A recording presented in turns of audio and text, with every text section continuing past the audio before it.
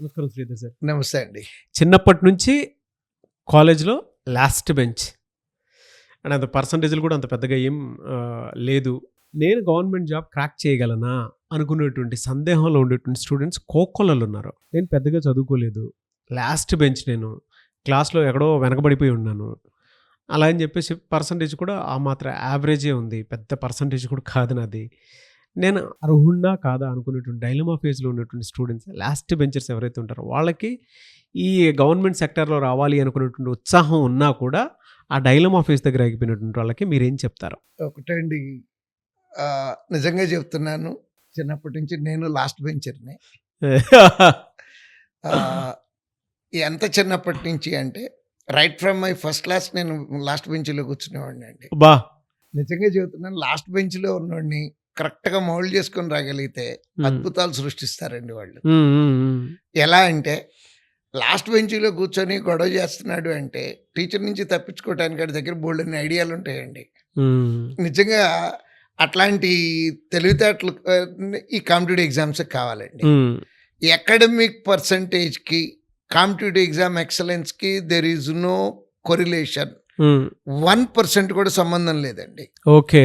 Regular అకాడమిక్స్‌లో university topper హ్మ్.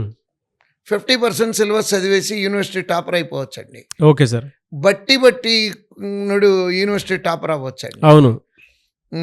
Brain చాలా తక్కువ వాడి యూనివర్సిటీ టాపర్లు అవ్వచ్చండి. హ్మ్. బట్ కాంపిటేటివ్ ఎగ్జామ్‌కి వచ్చేటప్పటికి ఓన్లీ థింగ్ రిక్వైర్డ్ ఏంటంటే ప్రెజెన్స్ ఆఫ్ మైండ్ అండి. హ్మ్.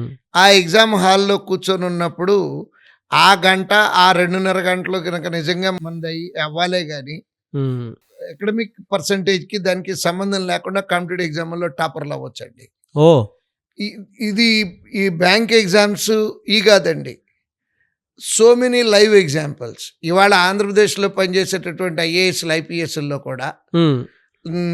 అంటే నేను ఇంటర్వ్యూలు చూసి చెప్తున్నాను. వాళ్ళని చిన్నప్పటి నుంచి నేను చూసిన వాడిని కాదు. వాళ్ళు చెప్పిన ఇంటర్వ్యూల్లో మేము లాస్ట్ బెంచర్స్‌మి, నా ఇంటర్మీడియేట్ పర్సెంటేజ్ ఇది, నా డిగ్రీ పర్సెంటేజ్ ఇది అనుకుంటూ పబ్లిక్‌గా 50% లోపు మార్క్ లిస్టులు చూపించిన వాళ్ళు ఉన్నారండి. హ్మ్. నేను పిల్లలకి చెప్పే సలహా ఏంటంటే తక్కువ చేసుకోవద్దు మిమ్మల్ని మీరు. Okay. We are born to achieve something. Hmm. అంటే సాధించటానికే పుట్టాము. కాంపిటేటివ్ ఎగ్జామ్‌లో కావాల్సింది ఒకటేనండి సక్సెస్ అవ్వటానికి, కమిట్మెంట్. హ్మ్. That's it.